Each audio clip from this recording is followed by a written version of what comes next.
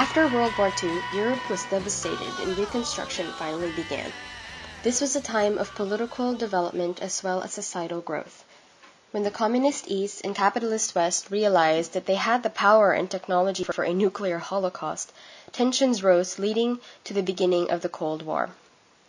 During this period, a variety of technological advances quickly started to emerge. Particularly in the West, the economy thrived because of the new consumer-led society. The introduction of cars and credit cards, to say the least, really got the people excited about this new life. There was a new focus on the nuclear family with both parents being home. The husband or the father took the role of the head of the household, the earner and the provider. On the other hand, the mother or the wife was the heart of the household, whose main role was to take care of the children and the home. The soldiers and their families largely moved outside the city, thus starting the expansion of the suburbs, which of course went hand in hand with the technological advances in cars. There was this idea of the bigger the better, where each year's model became longer, lower, and wider. To give you an example of how much certain products cost, in 1950 a new house cost $8,450. The average income per year was $3,210. A gallon of gas was 18 cents, and the average cost of a new car was $1,510. The production of the videotape recorder set the stage for film and music to succeed. Elvis Presley, Walt Disney's Cinderella, and the TV show Popeye the Sailor were some productions that became famous during this time. Internationally, many countries broke off from the British Empire, including but not limited to India, Pakistan, and Zimbabwe, all aspiring to create their own identities. Although the Second World War was finally over, new political and societal conflicts were forming. It was also the time of the Vietnam War, Korean War, Fidel Castro's presidency, and the civil rights movements, to name a few. The international style developed during a time when people all over the world are trying to find their place. In response to the many ongoing conflicts, this style was different because of its neutrality, almost emphasizing the need for art and design that can coexist with all the different ideas floating around. 2, 3 o'clock, 4 o'clock, rock. 5, 6, 7 o'clock, 8 o'clock, rock. 9, 10, 11 o'clock, 12 o'clock, rock. We're going to rock. Around 3 o'clock, 9, 10.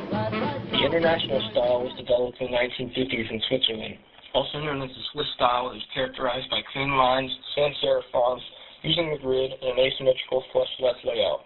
It emphasizes cleanliness, readability, and objectivity. The style was known for its fonts. Accidents Grotesque was the first popular font to be used. Helvetica later replaced it and became the identity of the style. The international style had many influences, such as the still, constructivism, and modernism. There were many artists during this time period that all had major impacts on the world of graphic design. Jan Fischl was one of them. Jan embraced extremes. He was heavily influenced by modernism. He was a typographer, book designer, teacher, and a writer. He opened a studio in Zurich in 1936. He also wrote a book, Die Neue Typography, which displayed his modernist ideas. This magazine helped spread the style worldwide, so the Swiss style became the international style. He later renounced his modernist beliefs. He even compared them to the Nazi Party by saying they were too militaristic. Joseph Müller Brockmann was another important designer. He studied at the Zurich School of Art. He started new graphic design with Richard Paul Lowe's. He also started his own advertising agency called Müller Brockmann and Company. Adrian Frutiger produced some of the most popular typefaces for the international style, such as Universe and Versailles. He studied at the Zurich School of Arts and Crafts. After school, he moved to Paris and worked for Debreny and Pignot Type Foundry. The company added linear sans serif to Lumitype fonts, which was better for printing long text. Armand Hoffman is another important designer. He taught at the Basel School of Design, but was later replaced by Emil Reuter. He was known for his posters that emphasized the use of color and fonts. He wrote Graphic Design Manual in 1967. Another pioneer of the international style was Emil Reuter. He attended the Zurich School of Arts and Crafts and worked at Basel School of Design after Hoffman left. Reuter broke away from the style-driven typography. He once said, "Typography has one plain duty before it, and that is to convey information in writing." He was very fond of asymmetry. Emil Ruder wrote the book Typography, which became a basic text for graphic design. The most influential American graphic designer of the International style was Paul Rond. He was best known for his corporate logo designs. He studied at Pratt and Parsons School of Design and later taught at Yale. He started his career by working for Esquire magazine. Richard Paul was another Swiss artist in this time period. He was a painter, draftsman, printmaker, and writer. He studied at Kunstgewerbeschule in Zurich. His works were influenced by Cubism and Constructivism. Otto Eicher was another international style designer that really affected the idea of corporate identity. He got his education at Munich Art Academy. He later started Hochschule für Gestaltung, which is College of Design. He led a development group that started the Durchlufthaftung idea, which defined the corporate identity through graphic design and logo design. He also worked with Max Bill to start the Ulm School of Arts and Crafts. Max Bill, as I just mentioned, worked with Otto to start the school at Ulm. He was the leader in the concrete art movement. He was trained as a silversmith, but once he saw Le Corbusier's works, he decided to become an architect. He studied at the Bauhaus School in Dessau under Joseph Albers and Kandinsky. He was highly influenced by Constructivism. All these designers helped spread international style and make it so popular through their different publications, posters, corporate logos, and architecture. I see a red door and I want it painted black. No colors anymore, I want them to turn black. So where do we see international style now? Well, everywhere. It's pervasive from street signs to billboards to restroom signs.